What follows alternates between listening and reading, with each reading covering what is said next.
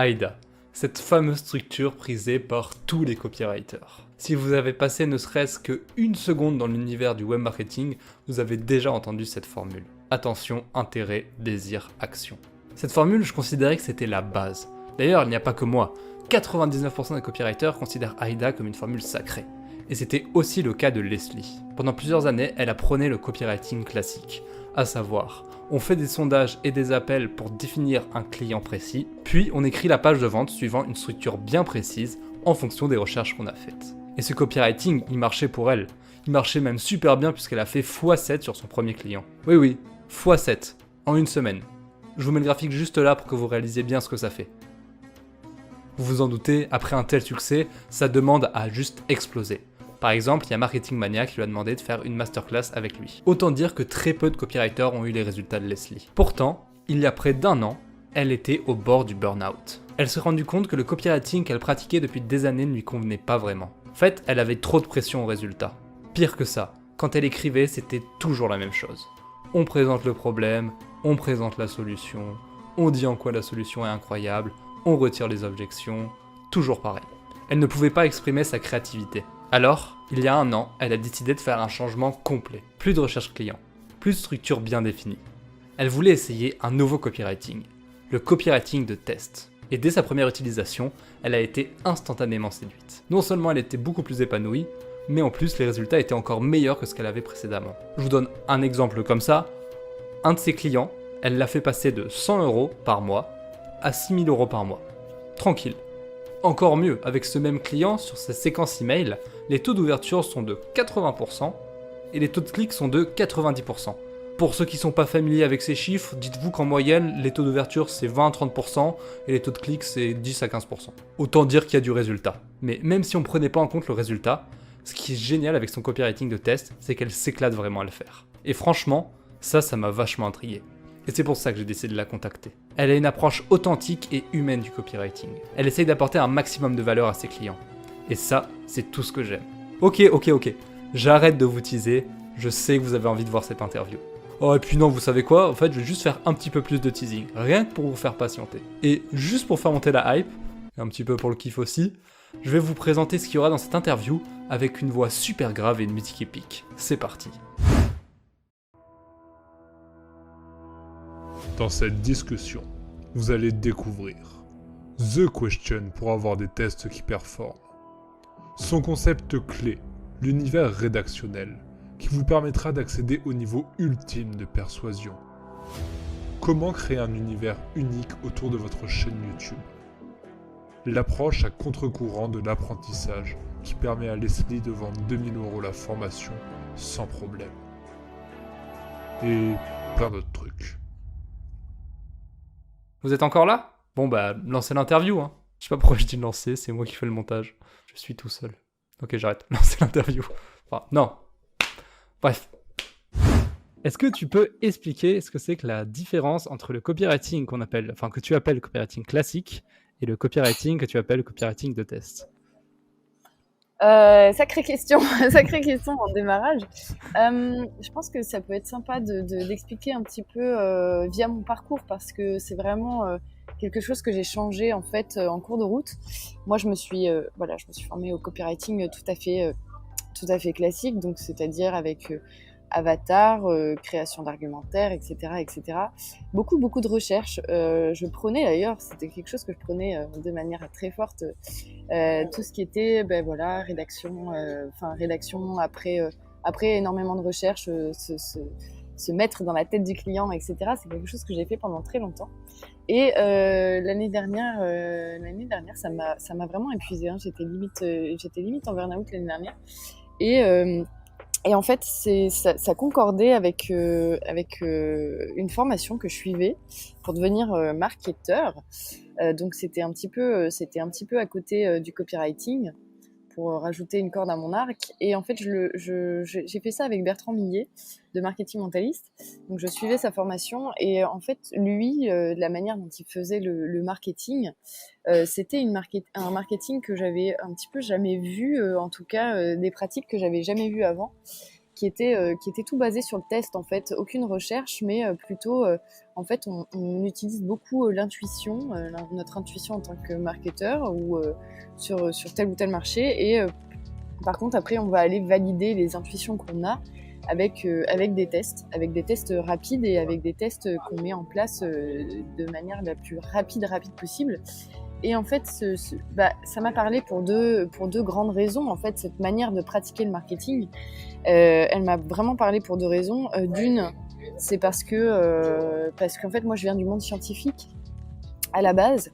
Et en fait, j'ai retrouvé une démarche un petit peu scientifique sur laquelle on n'a pas d'a priori spécial, mais on va tester des choses, on pose des hypothèses et on va aller les vérifier directement de manière empirique en fait sur le terrain. Et donc ça, cette approche-là me parlait beaucoup parce que c'est une approche que j'ai en fait utilisée beaucoup en fait dans mes études et dans mon métier d'ingénieur, etc. Et deuxièmement, ça me parlait énormément parce que je me rendais compte que moi, toute cette partie de recherche, c'était quelque chose qui me pesait énormément, d'engranger une énorme quantité d'informations et pour derrière fabriquer des argumentaires là-dessus. Et donc, en fait, quand j'ai commencé à tester mon marketing au lieu de faire un énorme travail de fond avant, et oui, là, pour le coup, je gagnais un temps énorme. Et en fait, surtout, comme j'avais ces compétences de copywriter, je me suis un petit peu permise d'aller tester des textes un petit peu qui sortaient de l'ordinaire parce que en fait on avait des temps déterminés, enfin on avait des temps donnés pour mettre en place les tests, donc j'avais plus du tout le temps de faire des recherches, etc. Enfin en tout cas dans cette formation là, j'en avais pas le temps du tout. Et donc, je me suis retrouvée à créer des landing pages qui étaient vraiment très très moches. Je me suis retrouvée à écrire des textes qui n'étaient pas du tout copywrités, en tout cas ce que je pensais ne pas l'être. Et après, avec les résultats de ces tests-là, j'ai bien dû me rendre compte qu'au final, c'est pas toujours les textes que je pensais, en tout cas de manière académique, ce qu'on prône comme étant le copywriting qui va bien, etc. C'est pas toujours ça qui performait le mieux. Donc c'était, ça a rajouté des choses, qui fait que c'était un peu compliqué pour moi de voir en fait que tout ce que j'avais appris, tout ce que je pensais être vrai en copywriting, en fait, l'était pas forcément au niveau des textes. En tout cas, parfois j'avais des textes qui étaient vraiment pas du tout travaillés, pas du tout construits, qui en fait performaient beaucoup mieux. Donc l'année dernière, j'ai rencontré Bertrand en vrai puisque c'était une formation en ligne et dans laquelle il y avait un bootcamp. Et pendant ce bootcamp-là, moi j'étais vraiment très très fatiguée et j'avais même, pour te dire, je n'arrivais plus à écrire une seule ligne, hein, j'étais complètement saturée d'écriture, de copywriting, etc. Et là il m'a dit écoute, moi c'était assez dur. Moi je cherche quelqu'un, j'aimerais m'associer avec un copywriter pour lancer en fait Copywriting Mentalist. Donc est-ce que ça t'intéresse? Et du coup j'ai pris ça comme une opportunité et j'ai bien fait parce que on a du coup créé cette méthode là. On a transposé toutes ces méthodes de test de marketing sur là pour le coup du copywriting pur et voilà, je me suis lancée là-dedans. Donc pour répondre à ta question, la différence entre les deux, au final, j'y ai un peu répondu parce que c'est un peu le même état d'esprit que ce que je faisais dans le marketing. Mais en gros, c'est au final complètement enlever toute cette partie recherche, toute cette partie étude de marché, toute cette partie où on engrange énormément d'informations pour en fait utiliser beaucoup plus l'intuition qu'on peut avoir des choses et tester tout ce qu'on... Enfin, le copywriting de test, du coup, nous permet aussi, en tout cas moi, c'est ce que j'enseigne et c'est ce que je fais, d'aller tester des choses qui sortent de l'ordinaire au niveau des structures, au niveau des techniques, au niveau des façons dont on aborde le marché, et pour aller au final tout de suite les exposer au marché et en tirer des résultats et des vrais résultats quantifiés au final. Donc voilà, dans les grandes lignes, en tout cas, les deux la grande différence entre le copywriting classique que j'ai pratiqué pendant presque 3 ans, je pense, et le copywriting de test qu'aujourd'hui je pratique depuis 1 an et j'enseigne depuis 1 an aussi, quelques mois là aujourd'hui. Ok. Voilà pour ça. Si j'ai bien compris, du coup, sur le copywriting classique, t'as une partie, t'as plus sur un aspect scientifique avec d'abord des recherches et en fonction de tes recherches, c'est un peu limite tu fais une thèse en fait sur tes recherches, ce que tu as donné, alors que le copywriting de thèse, c'est plus tu vas écrire un poème, tu vas voir si le poème il plaît aux gens et si le poème il plaît pas aux gens, tu vas adapter le poème. Enfin, je dis poème pour être plus sur un aspect créatif, mais voilà, tu vas écrire un texte juste par rapport à ce que tu as vécu, par rapport à ta vision du monde, etc. Et tu regardes si ça passe ou pas, quoi. Ouais, disons que je pense qu'en fait, moi, ma lecture de ça, c'est que quand on n'a pas l'expérience en fait terrain, parce que l'expérience terrain, bah, c'est les résultats du marché, hein, grosso modo, qui nous les donnent. Et ben, on se couvre avec énormément de recherches pour être sûr de pouvoir taper un petit peu dedans, en fait. Alors que sur le copywriting de test, moi, je considère que c'est plus une approche scientifique pour le coup, le test, parce que justement, ça nous permet d'essayer d'être beaucoup plus large et potentiellement aller chercher des manières d'aborder le marché qui sont pas académiques justement et qui pour le coup sont beaucoup plus créatives, donc qui sont beaucoup plus permissives aussi, parce que comme je suis dans une démarche de test, il n'y a pas de vrai, de faux, il n'y a pas de pression au résultat, parce que comme voilà, ce sont des tests, les tests de base me prennent les 45 minutes de boulot et en tout peut-être 3 jours pour le valider, puisque c'est via de la pub, etc. En fait, j'ai aucune pression au résultat, là où avant j'en avais énormément, puisque évidemment je passais quand même beaucoup de temps à faire de recherches, à construire mes argumentaires. Donc après avoir bossé des semaines et des semaines là-dessus, bien sûr que j'avais une pression au résultat et mon client en avait une. Et donc forcément, quand j'étais à côté, parce que ça arrive tout le temps, hein, c'est pas parce qu'on fait des recherches qu'on n'est pas, c'est pas parce qu'on pense être dans la tête du prospect que on l'est vraiment. Et ça a été une des raisons pour lesquelles moi je me suis épuisée aussi, parce que parfois on est à côté, hein, c'est comme ça arrive. On n'est pas les dieux du marché, hein, les copywriters. Et donc j'ai un peu perdu mon idée, mais en gros, c'est l'idée que, grosso modo, j'ai plus du tout de pression au résultat puisque je suis dans une démarche de test. Donc, quand parfois je fais des trucs où je me dis tiens, ce marché-là, par exemple, il n'a jamais été abordé par tel biais, des fois je me plante complètement, mais c'est ok. Mais par contre, quand je me plante pas, là pour le coup, je fais quelque chose qui n'existe pas dans le marché, puisque je me suis permise d'aller tester ça. Donc j'ai plus de pression au résultat non plus, ce qui est quand même très très agréable. Ok. Est-ce que tu pourrais donner un exemple concret avec un client que tu as eu, sans forcément citer les noms, mais voilà, un protocole de copywriting de test, comment ça se passe? Parce que là, pour l'instant, c'est un peu flou, tu vois, quand tu... Ouais. Je vais pouvoir te donner un exemple. L'exemple le plus parlant pour moi, c'est ceux que je tire de la formation. Okay. Parce que dans la formation que je donne, qu'on donne avec Bertrand, elle est pas académique du tout, pour le coup. Comme notre copywriting n'est pas non plus, ce serait bête qu'on ait une formation académique. On va en parler à la fin, mais petit teasing. Ouais, mais tout ça pour dire que, en fait, quand mes élèves arrivent, enfin, quand les gens qui veulent rentrer dans la formation arrivent, on les met tout de suite sur un cas, je crée un business de zéro. Ouais. Et après, je les fais tester, je les fais tester un univers copywriting, je les fais chercher un avatar tout de suite, mais chercher un avatar via du test. Donc, jamais, ils n'ont pas le droit, entre guillemets, de faire de recherche. En tout cas, c'est pas, ils tombent sur un sujet qu'ils soit connaissent pas, mais en tout cas, ils sont obligés un petit peu de suivre la démarche qu'on leur fait. Et moi, c'est hyper intéressant pour moi parce que quand je crée le business, forcément, j'ai des a priori en fait, puisque c'est des thématiques qui soit me parlent pas du tout, auquel cas j'ai quand même ma petite idée, etc. Mais ou alors c'est quand c'est des thématiques qui pour le coup m'intéressent beaucoup ou sur lesquelles j'ai déjà travaillé. Là, c'est hyper intéressant parce que comme eux n'ont pas le droit de faire de recherche, en tout cas c'est pas la démarche dans laquelle on les fait s'inscrire. Et voilà, ils utilisent leur propre vision du monde, leur propre intuition, et souvent elle est très très très différente de la mienne. Et ils me proposent des des univers qui moi, en fait, me choquent un petit peu.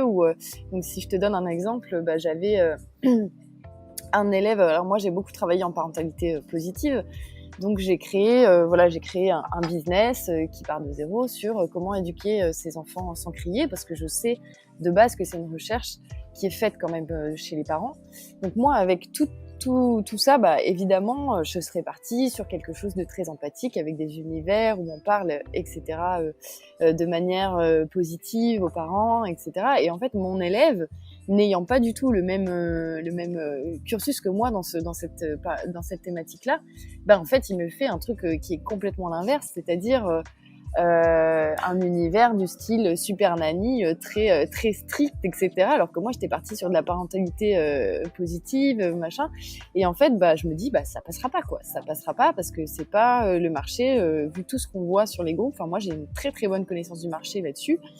Et je me dis, ça passera pas, un truc où on prône le très strict, etc. On crie pas, mais par contre, c'est carré à la maison, etc. Donc, moi, je pense que ça passera pas.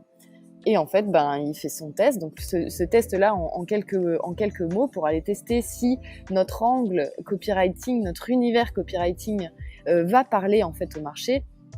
C'est un outil qu'on appelle le test 330. Donc, c'est Bertrand qui l'a créé, cet outil-là, en tout cas, cette méthode-là. Et en fait, pour rapidement, on fait une landing page avec la promesse qu'on a envie de tester. En fait, la promesse la promesse qui suit l'angle marketing, l'angle copywriting, et derrière on met un petit budget de 10 € par jour pendant 3 jours, et il faut qu'on récupère moins d'1 € le lead, donc il faut qu'on récupère à minima 30 prospects pour valider le test. Ça, c'est un test qui a été fait sur des milliers de choses, et à partir du moment où on a validé ce test, on considère que le potentiel du business est validé. Donc là, on peut aller construire derrière, etc.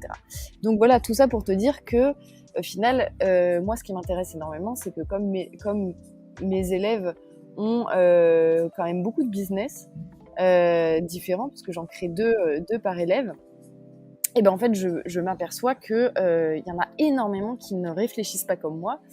Et tous les textes que je vois passer, il y en a 1 sur 2 où je me dis ça, ce sera jamais validé, parce que je leur apprends pas à faire du copywriting classique, hein. AIDA et tout, on le voit pas du tout dans la formation.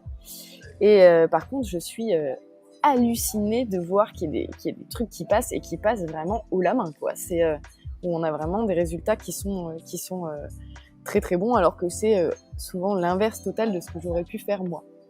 En fait, j'arrive pas à m'imaginer quand genre tu pars de zéro et juste écrire, enfin je sais pas, quand t'es face au papier, tu vas te dire allez, enfin je sais pas, Et en plus, je vais te dire que moi, pour leur éviter de tomber dans un truc classique, pour un texte de pub, je leur donne 5 contraintes différentes.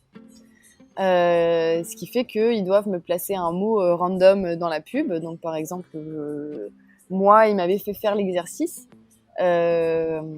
Donc, je devais placer, par exemple, le coton-tige dans une pub qui parlait de composition de chansons. Et donc, en fait, ça force ton cerveau à faire des liens là où il n'y en a pas, et à aborder les choses d'une manière qui est différente de ce que tu aurais pu faire d'habitude. Donc ça aussi, disons que la contrainte, elle est agréable parce qu'elle te force à sortir du cadre, mais en même temps, t'es obligé en fait de faire marcher des liens, et du coup de commencer à écrire en te disant ok, comment je vais pouvoir placer coton-tige dans un truc de composition de chansons. Et pour te dire, ce texte-là a performé, c'est celui qui a le mieux performé de tous ceux que j'ai écrits sur ce sujet-là. Donc c'est assez cool. Et après, ouais, il y a des textes il y a des contraintes au niveau de la longueur. Donc tous ceux qui disent il faut vraiment pas faire des textes de pub longs, etc. Moi, en fait, là, le truc, c'est que comme j'ai 25 élèves là aujourd'hui, je peux dire qu'on fait quand même énormément de tests. On fait vraiment du test de masse. Et là, je suis en train de récupérer de la vraie donnée de manière massive. Et tous ceux qui te disent un texte long, ça marchera jamais, ou machin, là, moi, sous les yeux, en fait, j'ai une quantité de textes variés qui est hallucinante. Et je peux te dire qu'on est assez bluffé des résultats souvent. En fait, moi, le seul truc que j'ai appris avec eux, c'est que je peux jamais, mais alors jamais, dire à l'avance ce qui va performer et ce qui va pas performer.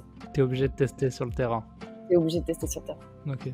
Pour revenir sur ce test 330 du coup et sur cette histoire de coton-tige, là par exemple, qu'est-ce que t'as fait? T'as créé une landing page, ça a été quoi pour toi le processus pour créer cette landing page avec le coton-tige? Qu'est-ce que ça a été le processus? Moi, c'était un exercice à la base que j'avais. Donc, c'était, il fallait que je crée un business pour un artiste particulier. Je me suis dit, bah tiens, je vais tester l'angle marketing, l'angle copywriting sur la composition de chansons. Donc, je voulais voir quand même si le marché était intéressé par cet angle marketing-là. Et donc, en fait, en gros, le test est assez simple, c'est-à-dire que la landing page, je crois que c'était quelque chose du type 5 astuces pour composer votre première chanson ou 3 méthodes pour composer votre première chanson.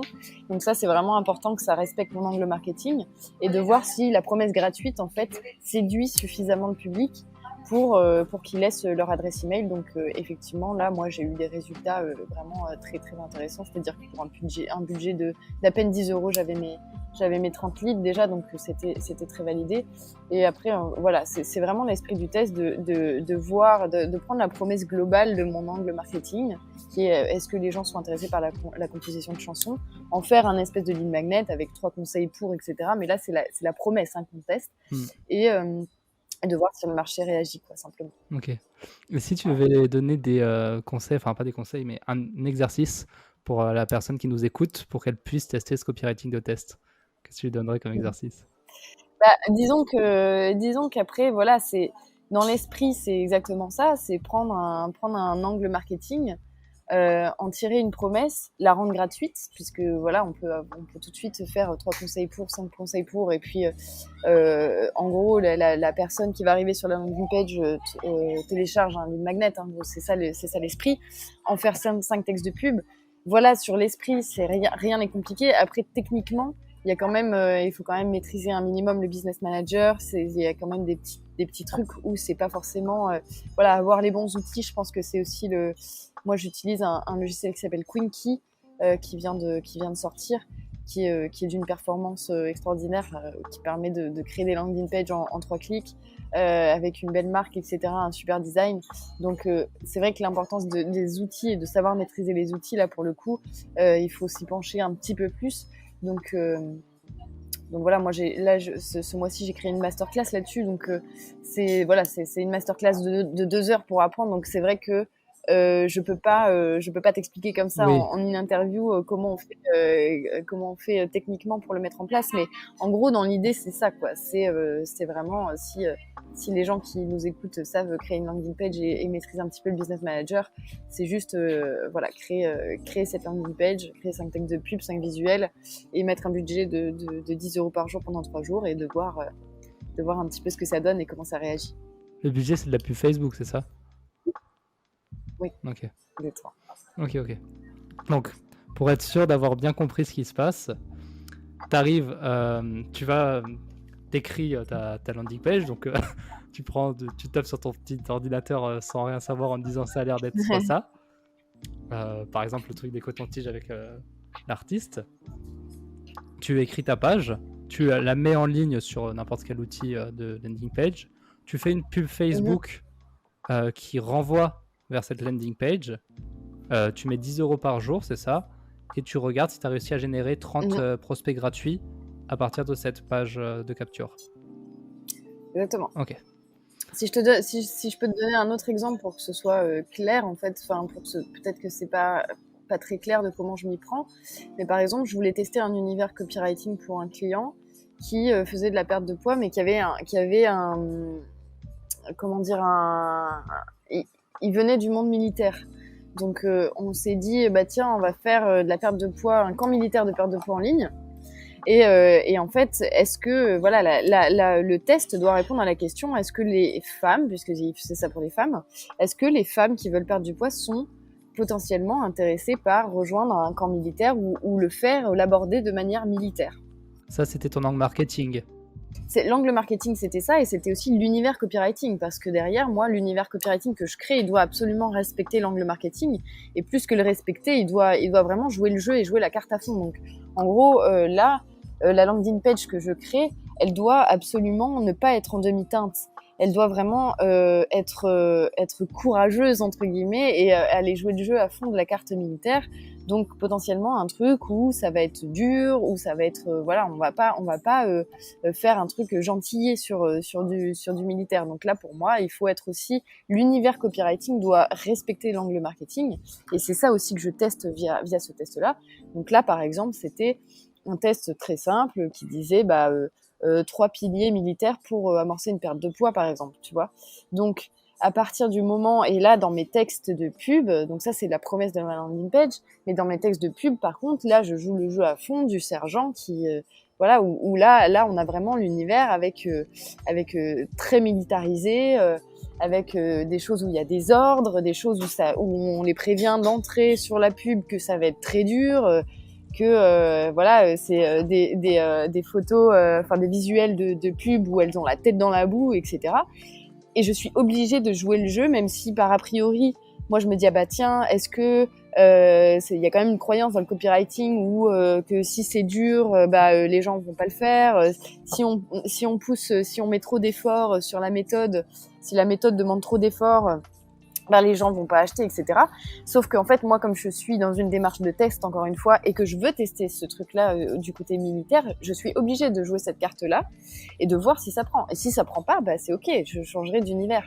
Mais du coup, là, moi, j'enlève totalement cette croyance qui est que les gens veulent pas d'effort, en fait, veulent pas faire d'effort. Et donc là, moi, je joue à fond la carte de l'effort, et franchement, ça cartonne vraiment très très bien. Donc, ce test-là, on l'a validé, voilà, en un jour à peine, on l'avait validé. Donc, ça veut bien dire qu'au final, moi, je peux me permettre derrière de jouer cette carte-là dans mon copywriting et de pousser cet univers-là à fond, puisque c'est ce qu'elle cherche, en fait. En tout cas, ça a résonné avec le marché. Donc, derrière, moi, je sais que je suis tranquille avec mon univers copywriting. En tout cas, je l'ai testé et je l'ai validé. Okay. Donc, c'est vraiment l'idée. C'est vraiment l'idée avec ce test-là. Ok. Et quand tu fais des recherches, enfin, quand tu fais un test, du coup, est-ce qu'à chaque fois, tu fais un test en te disant « j'essaye précisément cette chose-là » ou tu fais juste un test de landing page ? Oui, ma landing page, évidemment, elle est travaillée pour que je sache quoi tester. Ma landing page, en fait, mon test doit répondre à une question.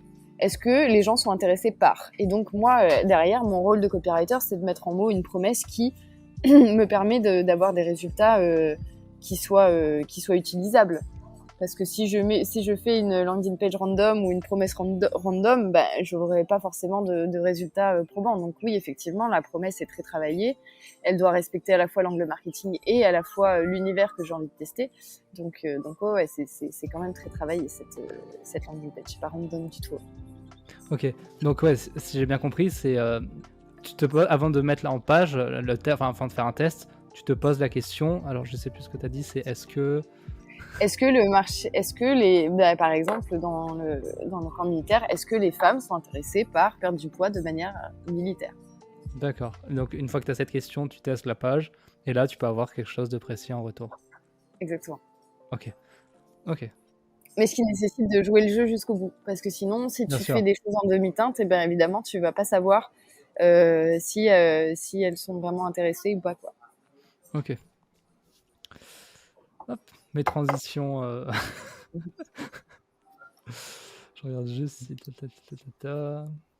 Ouais, du coup, tu parlais d'univers copywriting. Oui. Je pense que c'est pas un terme qui est familier avec tous les gens qui nous écoutent. Non. Donc, je pense qu'on peut aller là-dessus. Est-ce que tu peux expliquer ce que c'est qu'un univers rédactionnel ? Un univers rédactionnel, c'est quelque chose qui... En fait, je pense que le mieux, ce serait de prendre un exemple. Et je pense que le plus parlant, c'est quand même le camp militaire de perte de poids. En fait, là où moi, avant, ou en tout cas tout le copywriting classique, se pencherait sur un argumentaire, c'est-à-dire, voilà, il y a évidemment différents niveaux dans l'argumentaire, etc. Mais là, ce serait aller sortir des arguments. Voilà pourquoi ma méthode fonctionne avec un mécanisme de transformation, des choses comme ça. Là, en fait, on se place à un cran supérieur en fait du copywriting, c'est-à-dire que on les embarque tout de suite dans un univers. Donc, en gros, moi, à partir du moment où elles avaient laissé leur adresse email, là, mon tout premier email de bienvenue, en fait, là où elles téléchargent, etc. Et ben, c'était, voilà, les filles, vous êtes arrivées dans un camp militaire avec des règles, avec des choses comme ça, etc. Et là, c'était vraiment les immerger dans, en fait, en gros, voilà, c'était, je leur parlais comme si elles étaient face à moi. Comme si moi en fait j'écrivais en mon nom aussi, j'écrivais pas au nom de ça, c'est quelque chose qui est très important pour moi de pas écrire à la place de quelqu'un d'autre. Donc moi je me suis présentée comme étant voilà l'assistante ou la communicante du camp et du sergent en question, et en fait je leur parle comme si elles arrivaient dans un camp militaire je leur donne les règles. Donc les règles, c'est que elles n'ont pas le droit, elles sont obligées d'émarger entre guillemets. Donc, elles sont obligées d'ouvrir un email. Elles ont 24 heures pour ouvrir chaque email, sinon elles dégagent du camp. Et donc, voilà, toutes des règles extrêmement strictes où elles ont un entraînement par semaine gratuit, etc. Et pareil, si elles loupent un entraînement, c'est dégage du camp. Et en fait, qu'est-ce qui se passe ? On n'est plus sur de l'argumentaire de voilà, on va être militaire, du coup on va te motiver, machin. Là, on est dans un niveau supérieur qui est qu'en fait, on leur démontre que on va pas les lâcher. Et c'est pas seulement des mots. Ici, c'est des concepts, c'est des idées, c'est de tirer en fait le côté militaire jusqu'au bout, de les faire acheter un uniforme. L'uniforme, ce sera la tenue de sport, etc. Ensuite, de leur donner voilà vraiment toutes les règles du camp et de ce qu'elles ont le droit de faire, de ce qu'elles n'ont pas le droit de faire, etc. Ce qui fait que quand elles lisent cet email, soit elles adhèrent totalement au concept, soit elle se barre. Et moi en fait je m'en fiche quoi, c'est-à-dire qu'on avait on avait quelques filles qui adhéraient pas, mais par contre je t'assure que les filles qui cliquaient à la fin OK, je suis OK avec toutes les règles, je les accepte et sans râler sur le machin truc, je peux te dire que derrière on avait des taux d'ouverture qui étaient totalement incroyables, on avait des taux de clics derrière qui étaient totalement incroyables parce qu'elles savent que les règles du camp, c'est d'ouvrir un email en 24 heures, sinon elles se prenaient 2 avertissements par email, donc ça c'est quand même facile à faire, etc. Elles se prenaient 2 avertissements par email et au bout de 3 avertissements, c'est tu dégages du camp. Et donc en fait, l'univers, c'est comment j'exploite en fait la thématique pour aller vraiment au-dessus, parce que derrière, j'ai pas besoin d'expliquer avec des mots que je vais pas les lâcher. C'est juste que j'exploite l'idée de base qui est que on va être là et on va te prendre en main et que ça va être dur, mais que c'est ça qui va te faire avancer dans ta perte de poids, par exemple. Et ça, en fait, je n'ai pas besoin de l'expliquer avec les mots parce que l'univers que je crée, il répond déjà à ça. Et il répond de manière supérieure, en fait. Voilà un petit peu ce qu'on prône dans l'univers rédactionnel. Je trouve ça incroyable je trouve que c'est difficile à intellectualiser, tu vois, quand t'arrives dessus pour la première fois. Mais en fait, il faut juste se permettre de faire des choses. Je pense que ça demande un peu de courage. C'est-à-dire que quand moi j'écris ça, je me dis c'est quand même un peu osé, c'est quand même un peu voilà. Et mes copywriters, je leur apprends à faire ça. Et parfois, quand je lis leur texte, je me dis, il y en a certains où je me dis, c'est vraiment osé là, ce qu'il fait, c'est vraiment osé. Et en général, quand on se dit là c'est trop osé, c'est qu'on est sur le bon chemin. Parce que justement, quelque chose qui nous paraît osé à nous et qu'on se dit ça passera pas, etc. Mais en fait, faut pas négliger l'impact que ça a sur la personne, parce que souvent on voit toujours les mêmes trucs, c'est-à-dire oui, moi aussi, alors est-ce que tu as tel problème? Moi aussi j'ai été dans ce cas-là, laisse-moi te raconter mon histoire, etc. Ça, ce sont des structures qu'on voit et qu'on revoit et le cerveau il a totalement imprimé. Mais si toi t'arrives, tu veux perdre du poids et qu'on n'est pas du tout dans un truc ah, mais ça fait des années que tu veux perdre du poids et tu as essayé telle méthode et ça n'a pas fonctionné, mais moi j'ai une nouvelle méthode. Là, on n'est pas du tout dans ce type d'argumentaire. On est ok, tu veux perdre du poids, bah sache qu'ici tu vas en chier et voilà les règles et si tu les suis, moi je t'assure que je te lâcherai pas, etc. Donc et les filles, elles ont pas besoin. Enfin, c'est beaucoup, c'est plus marquant. On s'en souvient un petit, en plus que de telles méthodes qui tapent sur les autres, etc. Voilà. Donc en fait, on est sur vraiment un autre tableau, quoi. En fait, ouais, si je peux faire un parallèle, ça me fait penser à un peu à Apple, tout ça, enfin, toutes ces marques où tu joues sur l'identité plus que sur l'aspect émotion et rationnel. J'ai l'impression que tu crées vraiment une identité dans laquelle la personne se reconnaît. Il y a une identité de marque, ça c'est clair. Le branding est quand même hyper important. Le branding est très très très important. Donc oui, effectivement, mon univers rédactionnel doit en tout cas être très lié à l'image de marque, etc. Et c'est voilà, encore une fois, c'est quelque chose où qui doit être marquant et qui doit aussi le copywriting doit faire en sorte que elle reste dans l'univers le plus longtemps possible. Donc effectivement, on va jouer là-dessus. Du coup, pour cet univers, tu te doutes, je te demandais ça, comment est-ce que tu fais pour développer un univers copywriting, un univers rédactionnel? Ben, si tu veux, à partir du moment où j'ai validé mon test, là, le test, il doit être, comme je le disais tout à l'heure, c'est hyper important qu'il joue la carte militaire à fond. Parce que sinon, parce que de la perte de poids, voilà, il y a tellement de sujets, voilà. Donc moi, c'est hyper important, c'est ce que j'ai fait. J'ai joué la carte militaire à fond, j'ai joué la carte de l'effort, du truc qu'on va pas vous lâcher, etc. Et après, bon, derrière, il y a une stratégie marketing, moi, que j'ai pas faite moi, qui a été faite par Bertrand d'ailleurs. Et après, bah, moi, je m'adapte à sa stratégie marketing. Et c'est ça le vrai métier d'un copywriter, c'est pas de créer la stratégie marketing, mais c'est de la mettre en mots et de la respecter et de respecter l'univers à fond. Donc après, comment je développe ce truc-là, bah, ça dépend de la stratégie marketing qui est faite derrière. Mais derrière, on a vendu un petit produit et là aujourd'hui, on les fait vraiment rentrer dans un truc où théoriquement elles vont rester des années, etc. Donc ça, c'est pas mon métier, si tu veux, de développer toute la stratégie qui fera qu'elles resteront dedans. Mais par contre, là, moi, mon métier, c'est vraiment de les faire comprendre dès le moment où elles achètent, parce que là, c'est un petit produit qui est vendu sur de la pub et directement. Dès le moment où elles achètent, on leur fait prendre conscience que c'est un petit produit qui va les emmener très très loin et qu'on va pas les lâcher et qu'elles vont se passionner même pour ce truc-là.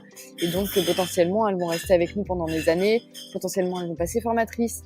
Et que tout va être extrêmement dur et que c'est probablement le programme de sport le plus dur du monde, tu vois. Donc là, c'est mon job à moi, c'est de jouer ce truc-là à fond et de les faire se rendre compte tout de suite là où elles ont mis les pieds, quoi.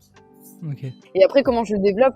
En fait, comment je le développe, si tu veux, à partir du moment où je l'ai validé, cet univers-là, ben, je peux m'éclater dans tout ce que je fais, en fait, parce que je sais que le concept a suffisamment pris et que je peux me permettre vraiment de faire des emails très militarisés, tu vois. Donc après, comment je le développe, c'est à partir du moment où je joue le jeu, je sais que ça passe, quoi. Et imaginons là, je suis ton client, ok, donc je viens te voir et je viens te dire voilà Leslie, ça c'est ma chaîne YouTube, ça c'est ce que je fais actuellement, et est-ce que tu peux me développer un univers rédactionnel? Qu'est-ce que tu te dis? En fait, il me faudrait peut-être un petit peu plus de temps pour discuter avec toi ce qui est important pour toi, comment tu abordes le marché, qu'est-ce que je peux extraire de toi. Après, là, moi, si t'as pas du tout de stratégie marketing, là, je te renverrai plutôt vers un marketeur. Mais voilà, si t'as déjà une stratégie marketing, oui, effectivement, on peut faire des tests d'univers, etc. Donc moi, je peux t'en proposer plusieurs. Faudrait qu'on discute, quoi. Je peux pas t'en créer un comme ça sur place, mais oui, effectivement, je discuterai avec toi. Je te proposerai des univers rédactionnels et surtout, je m'assurerai que tu as une stratégie marketing qui tire la route. Pour que mon copywriting et mon univers soient pertinents, quoi. Parce que c'est ça la difficulté, c'est que souvent, les gens pensent avoir besoin de copywriting, mais ils ont quand même besoin de stratégie marketing. Et ça, c'est pas le même métier. Souvent les copywriters, ça c'est quelque chose que je vois beaucoup et qui crée quand même beaucoup de soucis. C'est que les copywriters pensent et se disent qu'ils sont marketeurs, mais souvent c'est pas le cas et c'est très dur de faire les deux. Moi qui est quand même je me suis beaucoup formée en marketing et en général, quand j'ai ma casquette de marketeur, je n'ai pas celle de copywriter et inversement. Quand je suis copywriter, je suis copywriter, c'est-à-dire que j'attends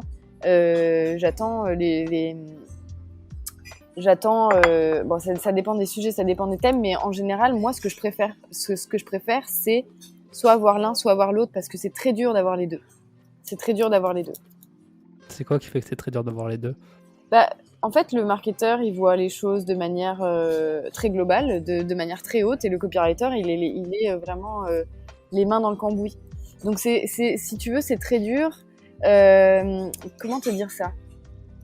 Si je suis marketeur et copywriter, je vais créer une stratégie en pensant directement au problème que ça peut me créer en tant que copywriter. Donc, je vais peut-être pas forcément aller chercher les bonnes choses. Tu vois ce que je veux dire ? Je vais pas forcément m'autoriser à aller chercher des idées, alors que si je sais que c'est un copywriter derrière qui va le faire, je réfléchis pas à sa place, en gros.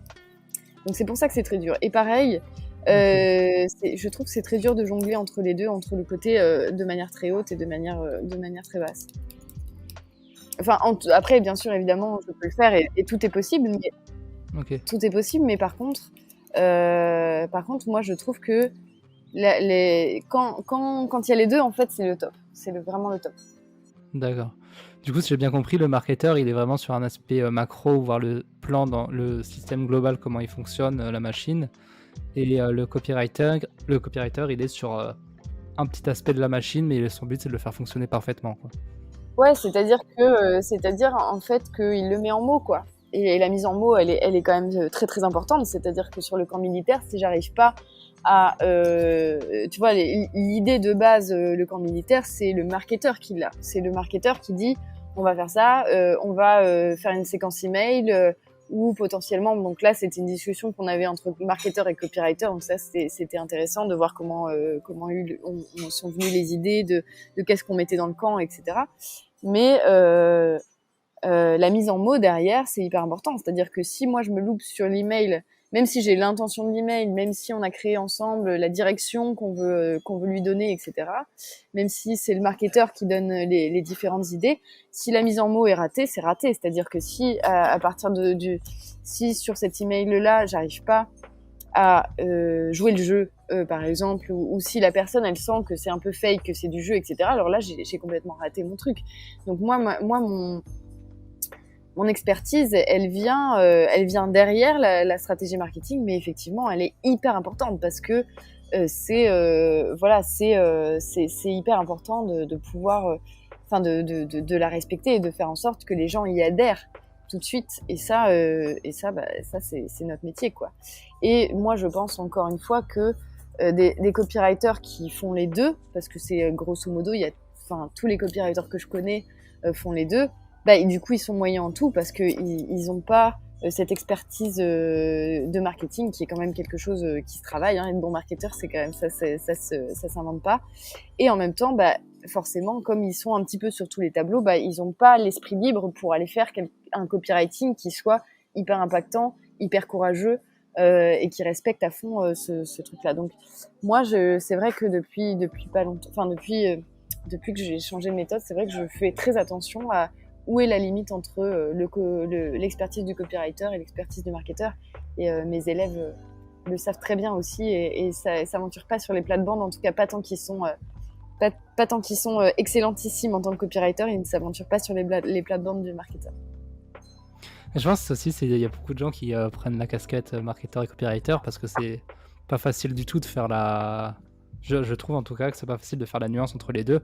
Moi, c'est pas que c'est pas facile. En fait, théoriquement, si tu veux, sur une page de vente, ton designer, il va pas venir te dire ah oui, mais tu devrais écrire un email de plus, ou tu devrais, tu vois. Pour moi, le designer et le copywriter, sont pas si différents en fait dans ce qu'ils doivent faire. Ils ont une importance capitale, c'est-à-dire que oui, le designer doit comprendre ton image de marque.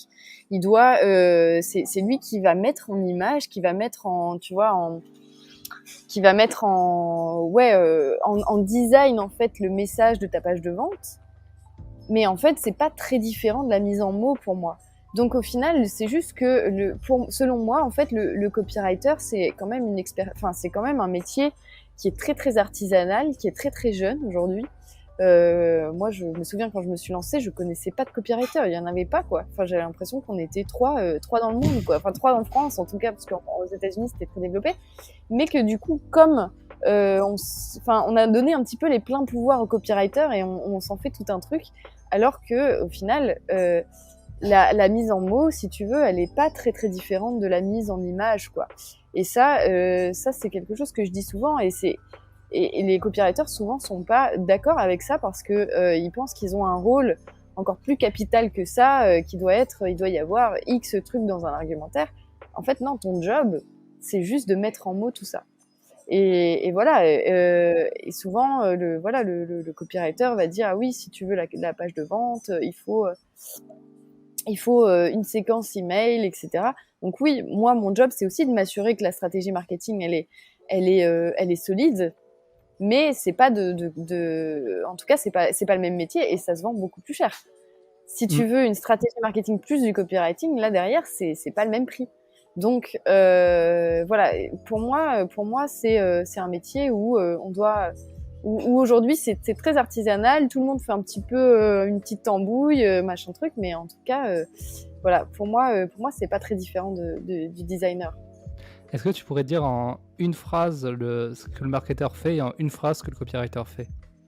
Bah, le marketeur, comme tu le disais, il est en macro, c'est-à-dire qu'il fait la stratégie marketing. C'est quelqu'un qui va aller regarder les chiffres, qui va donner des directions, qui va aller tester, qui va, tu vois, qui donne la stratégie, qui fait du test et qui regarde les chiffres. Le copywriter, dans un système parfait, il prend la stratégie marketing, il prend le branding et il crée vraiment de la mise en mots, quoi. Il sublime la stratégie marketing. Pour moi, c'est ça le vrai métier. Il pose les idées sur le papier. Ouais, c'est lui qui déroule le truc. C'est-à-dire que moi aujourd'hui, là, mes copywriters, parce qu'il y en a qui travaillent pour moi, ben là par exemple, j'avais un email à écrire pour dimanche. Ma copywriter ne vient pas me dire ah bah tiens, t'es en train de vendre tel produit, combien d'emails tu fais là, t'es sûr que tu en rajoutes pas un quatrième? Elle se permet pas ça. Moi, ma copywriter, je lui dis il y a 4 emails à écrire, intention d'email 1 c'est ça, intention d'email 2 c'est ça, intention d'email 3 c'est ça. Attention, moi j'ai vraiment besoin qu'il y ait telle partie, et après elle se démerde. C'est à elle de faire son truc. Et après, c'est là où pour moi est vraiment tu vois, la puissance du copywriting, c'est avec une intention, qu'est-ce que t'en fais et comment tu vas exploiter ça, etc. Donc c'est hyper important, c'est un métier hyper important, mais par contre, elle vient pas me dire, c'est tiens, il te faudrait un email de relance. Elle se permet pas ça du tout. Ok. Elle reste dans son métier. Ok. Ça va. Une question un peu complexe, je vais te challenger un peu là-dessus. Est-ce que tu penses qu'on peut adapter l'univers rédactionnel à YouTube, à une chaîne YouTube? Et si oui, comment? Bien sûr. Ben, ça fait partie du niveau 3. Ben, après, encore une fois, pour moi, c'est très facile oui, effectivement, le copywriter doit être capable de scripter des vidéos YouTube, par exemple. Donc, ouais, c'est un univers rédactionnel, c'est pas seulement des emails, c'est pas seulement des pages de vente, c'est vraiment, tu vois, en fait, c'est la concrétisation des idées marketing, si tu veux. Et donc, pour moi, un copywriter doit être capable de scripter des vidéos YouTube. Et donc, typiquement, dans le cas dans le cadre de la perte de poids en camp militaire, bah, évidemment que le jour où on pousse sa chaîne YouTube, ça va être poussé sur exactement le même univers. Et en fait, l'univers, il est rédactionnel parce que nous, on utilise de l'écriture. Mais l'univers, il peut être aussi de la vidéo, il peut être énormément de choses différentes. Et ça, le copywriter, il doit, c'est pas que de l'écriture, c'est pas que du texte, c'est aussi de la mise en mots, de vidéos, etc. Donc totalement, c'est juste le format qui change, mais derrière l'univers est évidemment déclinable sur en podcast, pareil. Enfin, tous les supports de communication, le copywriter se doit de maîtriser tout ça. Par exemple, il doit aussi pouvoir scripter des webinaires, tu vois, des choses comme ça. Donc, c'est vrai que nous, on a une vision du copywriting qui est beaucoup plus restreinte par rapport à ce qui est fait aujourd'hui dans le marché de manière un petit peu artisanale où les limites sont floues entre marketeurs, copywriters, machin. Mais par contre, nous, les copywriters, ils ont vu toutes les stratégies, ils savent s'adapter à n'importe quelle stratégie. Et ça, c'est vraiment important, en fait. Savoir comprendre et s'adapter à la stratégie, ça fait totalement partie de ce métier. Et aussi de pouvoir adapter à tous les supports de communication. Ok, ça va. Et ça, c'est pas très bien fait aujourd'hui. En fait, le truc, c'est que ça fait partie du métier. En tout cas, ça fait partie de la définition du métier que moi je donne. Mais c'est vrai qu'aujourd'hui, comme ils sont un petit peu marketeurs, un petit peu copywriters et tout, ils vont pas aller, tu vois, se former. Moi, je connais très peu de copywriters qui savent, par exemple, scripter une vidéo ou aider sur un webinaire ou en tout cas rester dans le copywriting dans le webinaire, mais sur la partie copywriting, pas sur la partie stratégie. Donc c'est intéressant. Ça va. Ouais, du coup, moi, c'est intéressant parce que moi, globalement, c'est un peu ce que j'essaie d'enseigner. Bon, j'appelle pas ça copywriting, mais ce que j'essaie vraiment d'apprendre avec ma chaîne YouTube, c'est comment faire des vidéos qui sont captivantes, tu vois. Je suis pas sur l'aspect copywriting, page de vente, tout ça. C'est vraiment dans comment tu fais pour rendre un texte sur une vidéo captivante et avec tout ce qui va autour. Cool. Quoi. Et du coup, moi, ça m'intéresse grave, ce truc d'univers rédactionnel. Après, c'est... En fait, je trouve ça... je sais pas comment dire. J'arrive pas à mettre des mots sur ce que je pense. C'est pas forcément... Ouais, vas-y. Créer l'univers autour d'une chaîne YouTube, je trouve pas ça facile à faire, tu vois, quand tu... Enfin, je trouve ça très abstrait. Je trouve qu'au contraire, ouais. Moi, je trouve qu'au contraire, il y a quand même beaucoup de... Il y a beaucoup de choses à faire... de trucs à faire sympa. Ah, mais je suis clairement d'accord, mais justement, comme je suis en train de découvrir tout cet aspect univers, tout ça, tu vois, que c'est quelque chose que je connaissais pas du tout avant de faire mes recherches sur toi, etc. Je trouve ça difficile de mettre au clair ce que serait ton univers YouTube. Mais en fait, après réflexion, je me dis aussi que ça dépend beaucoup de quelle chaîne YouTube tu as. Par exemple, si on veut faire sur le commando, c'est quelque chose qui est assez simple à faire. L'univers, c'est tu te mets en camp à l'armée, tout ça, quoi. Donc en fait, je me suis rendu compte que ma question n'avait pas vraiment de sens.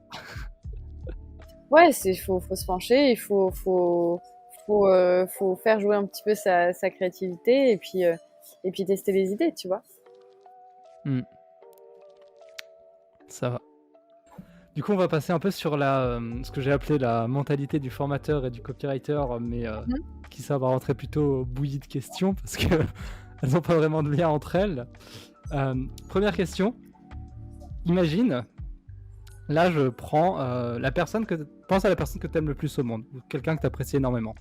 Ok ? Ouais. Imagine demain je la prends en otage, ok ? Je lui dis voilà, danger de vie ou de mort, la seule façon que tu as pour la sauver, c'est que demain tu dois faire 10 000 euros en un jour. Comment est-ce que tu t'y prends ? En fait, moi dans mon cas personnel. Ouais, enfin, je te donne l'exemple de kidnapper quelqu'un pour que ça te crée de l'attention, mais en gros, non, mais moi, je veux dire dans mon cas personnel avec le business aujourd'hui. C'est ça. Moi, je mets toutes mes économies en pub et puis je vends ma formation. Ok, donc ça serait publicité Facebook, landing page et tu vends ta formation. Ouais. Okay, non, j'ai une page de vente, mais Oui, dans mon cas personnel, comme je sais qu'elle se vend bien, oui, il faudrait que j'en vende 5. Je pense que c'est faisable. Bon, c'est trop facile comme question. Ouais, mais... Et si on va en faire la même chose, mais en supposant que tu partes de zéro. C'est-à-dire que tu as toutes tes compétences que tu as actuellement, mais par contre, tu n'as aucun produit, tu n'as pas d'audience, tu n'as rien du tout. Mais tu as ton budget quand même. Je pense que j'irai dans mon réseau. J'irai dans mon réseau, ouais. Et tu ferais quoi dans ton réseau? En un jour, c'est compliqué. Je ferai des lancements de produits, quoi. Je sais pas. c'est compliqué. Après, encore une fois, c'est le copywriter. Ouais, bah, voilà, j'utiliserai les audiences. J'utiliserai les audiences de mon réseau, quoi. Je dis, ok, je te fais un lancement, on partage, j'en sais rien. Je pense que Ok. j'arriverai ouais. Je pense qu'avec le réseau que j'ai, je devrais réussir à faire 10 000 euros. Ok, donc tu irais voir des gens et tu leur dirais je fais le copywriting pour toi et on partage le résultat, c'est ça? Voilà. Pourquoi pas, enfin, sur une opération marketing, si vraiment je dois avoir 10 000 euros demain, quoi. C'est un peu chaud, mais. Non, bien sûr, mais l'idée de la question, c'est vraiment de se mettre dans la mentalité d'exécution pour gagner de l'argent Ouais. et pas être dans... En fait, encore une fois, pour moi, elle me déstabilise cette question parce que là, c'est si je dois avoir 10 000 euros demain. Donc, si je dois vraiment faire un gros coup, effectivement, là, j'irai pas créer un système en fait pérenne, puisque au final, là dans ta question, c'était comment je peux avoir de l'argent extrêmement rapidement. Maintenant, la question est très différente si je dois créer un système pérenne sur lequel je dois capitaliser. Donc en gros, si je dois avoir beaucoup d'argent, oui, là pour de l'argent très rapidement, là j'utilise mon réseau parce que j'ai pas besoin de créer le système puisque j'utilise celui de mon réseau. Après si je dois faire un système pérenne, bah ouais, là pour le coup, je crée un système, mais je passe par la pub. Pour moi, je passe par la pub, évidemment. Par pub Facebook toujours, c'est ça? Oui, pub Facebook ou pub ou autres canaux en tout cas moi sur ma thématique Facebook c'est très bien. Après autres canaux si c'est une autre thématique ça peut être pub YouTube, pub Google AdWords ou quoi, ça va dépendre de la thématique mais grosso modo ouais la pub te permet quand même d'accélérer quand même beaucoup tes résultats, quoi. Ok. Ouais, donc tu chercherais du coup à créer, comme tu as dit, un système. C'est quoi, périn sur le long terme? Bref, un système pérenne qui dure sur le long terme. Ou du coup tu créerais publicité Facebook, landing page et après formation. Enfin, comme tu as actuellement en fait. Ouais. Ouais, après c'est un peu réducteur, disons. Puis Facebook, landing page, formation, c'est un peu réducteur parce que il y a de la stratégie derrière, il y a énormément de choses derrière, donc voilà, il y a de la stratégie à mettre en place, etc. Donc oui, effectivement. Mais par contre, c'est clair que le canal que je prendrais, c'est via de la pub. Ok, ça va. Question suivante qui nous vient de Tim Ferriss. Je trouvais cette question vraiment très cool. C'est, imagine, tu as un panneau géant sur lequel tu peux mettre ce que tu veux et ce panneau géant, il sera vu par des millions de personnes. Qu'est-ce que tu mets dessus et pourquoi? Waouh, c'est hyper dur.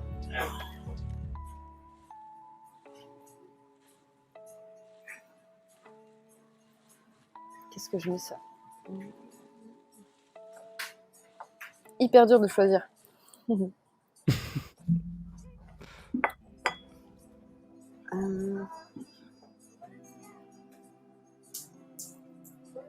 Le seul truc qui me vient, c'est oser. Oser, quoi. Pourquoi tu mettrais ça? Je sais pas. Parce que je pense que c'est ce qui, moi, m'a un peu... C'est ce qui a libéré pas mal de choses chez moi. Oser me lancer dans cette nouvelle entreprise. Et puis après, derrière, oser en copywriting m'a libéré et m'a montré que je pouvais quand même... on doit s'autoriser à faire des choses un peu courageuses. En copywriting comme en entrepreneuriat. Ou dans la vie de Voilà, manière générale. dans la vie de manière générale. Je trouve ça très beau comme message. C'est simple, mais c'est efficace. Ouais, ma foi. Je sais pas si ça je sais pas si ça me servirait, mais ouais, c'est un peu c'est un peu mon mot-clé de cette dernière année, quoi. Ça va. Et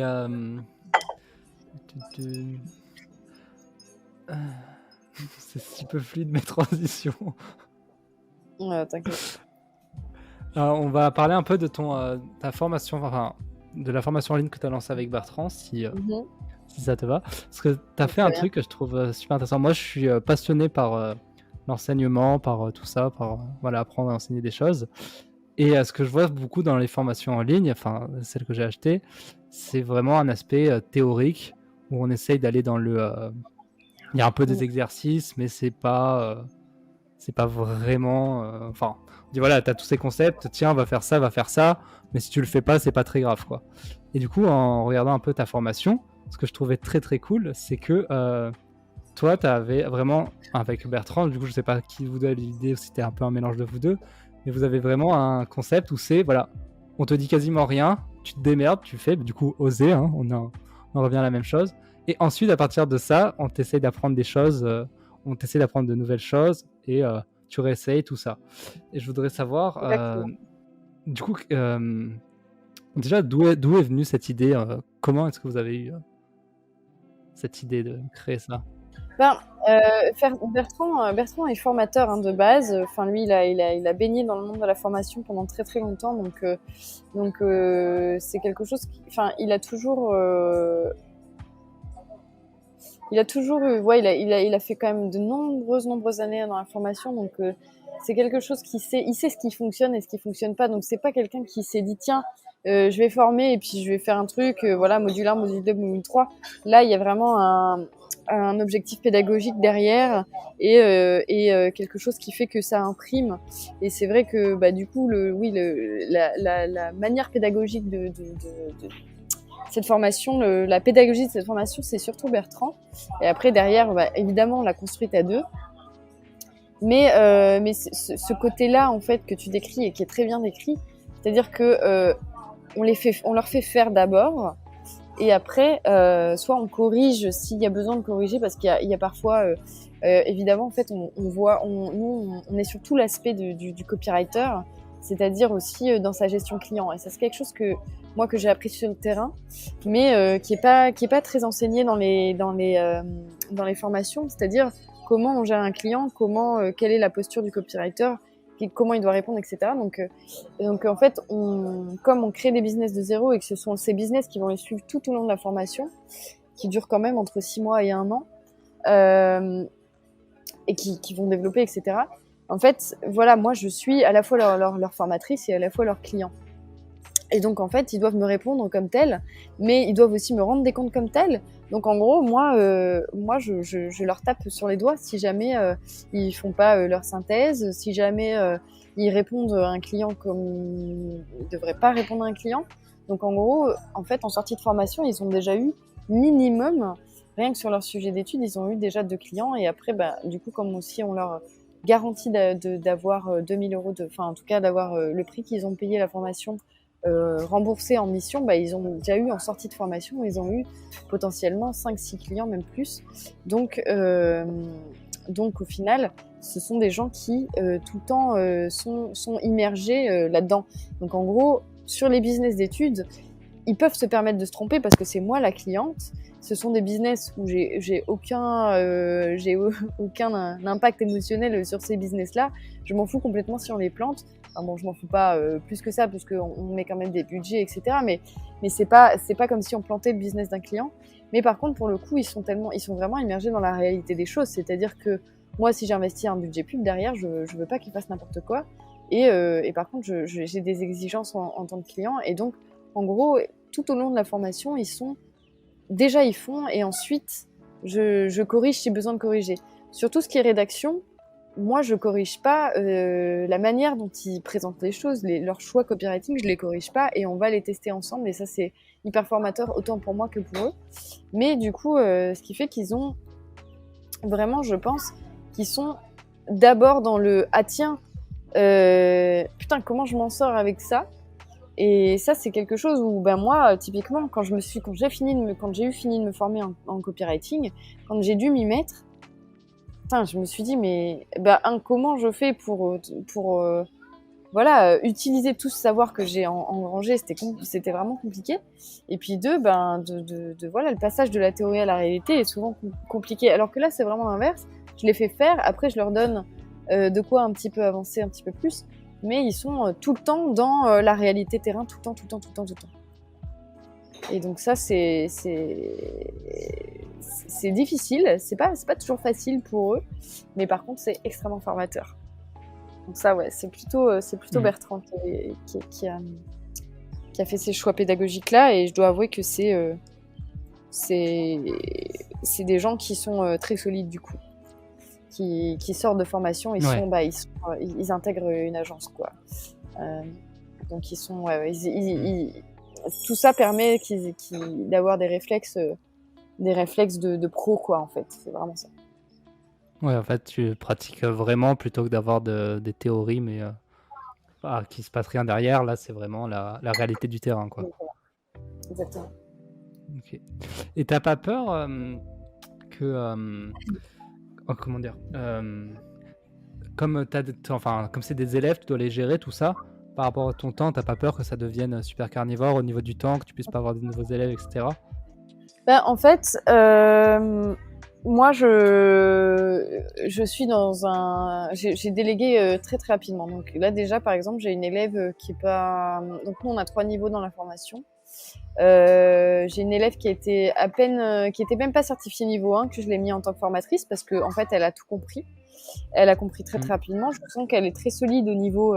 Je les connais bien en fait, donc je vois rapidement qui a les épaules pour. Et donc elle est déjà formatrice, donc au final, les nouveaux entrants aujourd'hui, c'est elle qui les suit. Donc oui, ça a été vraiment une question parce que ce système-là en fait qu'on a mis en place nécessite un suivi permanent, quoi. Donc oui, effectivement, je peux m'en sortir. Je m'en suis sortie là, mais rapidement, j'ai commencé à plus avoir de temps. Donc là, c'était le temps pour moi de faire monter quelqu'un d'autre. Donc c'est très bien. Et elle est rémunérée pour ça, donc c'est parfait pour tout le monde en fait. Ok, du coup, c'est une de tes élèves qui gère une partie des autres élèves. Exactement. C'est pratique ça comme système. Et après, elle est supervisée. Elle est supervisée, c'est-à-dire que si après il y a quand même beaucoup de choses en ligne, et les lives, c'est toujours moi qui les fais. Donc les lives où vraiment il y a des choses qui sont débloquées, etc. Mais le suivi quotidien ou le suivi hebdomadaire, en tout cas, c'est elle qui le fait pour des nouveaux. Et à partir du moment où moi je lui fais confiance en gros, hein. Donc à partir du moment où elle, par contre, elle a un doute, oui, elle est supervisée par moi, donc on échange là-dessus, mais ça me permet de me libérer effectivement du temps qui est important. Ok. C'est pareil sur mon propre copywriting, et j'ai déjà délégué à mes élèves, etc. Ouais, t'as vraiment un système de... tu commences à diriger des gens pour travailler pour toi petit à petit. Exactement. Donc ça va. Bon, c'était vraiment génial de t'avoir sur l'interview. Merci à toi. Je voudrais te poser une petite dernière question. Savoir, dans tout ce qu'on s'est dit, qu'est-ce qui a été le plus utile pour toi dans cette discussion? C'est une question qu'on me pose souvent. Je sais d'où elle vient. C'est très dur pour moi de répondre à cette question dans ce contexte-là. Parce que est-ce que j'en sors quelque chose d'utile? Je sais pas exactement. Je trouve que c'est intéressant. Ce qui est le plus utile au final, c'est de répondre à des questions qui me permettent de prendre un petit peu de recul sur ce que je fais et de prendre un petit peu d'auteur. Merci en tout cas Leslie d'être revenue, tout ça. Est-ce que tu peux nous dire où est-ce qu'on peut te retrouver? Oui, alors j'ai des petits liens. J'ai des petits liens Bitly, comme ça va être assez rapide. Pour tout ce qui concerne la formation, c'est bit.ly/devenircm. Et pour tout ce qui est univers copywriting, c'est bit.ly/copywriting-univers avec un S à univers. Je vous mettrai tout ça dans la description, ceux qui nous écoutent, comme ça au moins. Top. Vous pourrez aller voir ce qu'elle fait, parce que c'est vraiment cool. En tout cas, moi j'aime beaucoup, donc voilà. Bon, Merci Alexis, c'est cool. merci beaucoup d'être venu, Leslie, et peut-être à une prochaine. Merci à toi. Merci pour cette interview qui était super intéressante. Alors, sympa, hein? Si vous avez bien aimé cette interview, je vous en mets une note juste ici, dans laquelle je discute avec PB de comment créer une expérience client exceptionnelle. Et si vous aimez bien mes vidéos, si vous êtes resté pendant 1h15, c'est sans doute le cas, je vous ai préparé une vidéo bonus dans laquelle je me filme en train d'écrire une vidéo qui est sortie sur ma chaîne YouTube. Dedans, je vous explique toutes les étapes pour passer de la feuille blanche au script final. Pour obtenir cette vidéo, ça se passe dans la description, vous cliquez sur le premier lien. Enfin, de toute façon, vous êtes des marketeurs, hein, vous connaissez à force, hein, c'est description, premier lien, vous cliquez, vous entrez votre adresse email, tout le tralala quoi, vous savez. Bref, je vous laisse cliquer là-dessus parce que c'est vraiment une pépite, j'y ai passé beaucoup de temps et dedans je vous donne tous les conseils que j'ai et que j'utilise personnellement. Donc si vous voulez vraiment écrire des meilleures vidéos qui captivent vachement bien, eh ben vous savez ce qu'il vous reste à faire. Bon, on se retrouve de l'autre côté ? Je compte sur vous.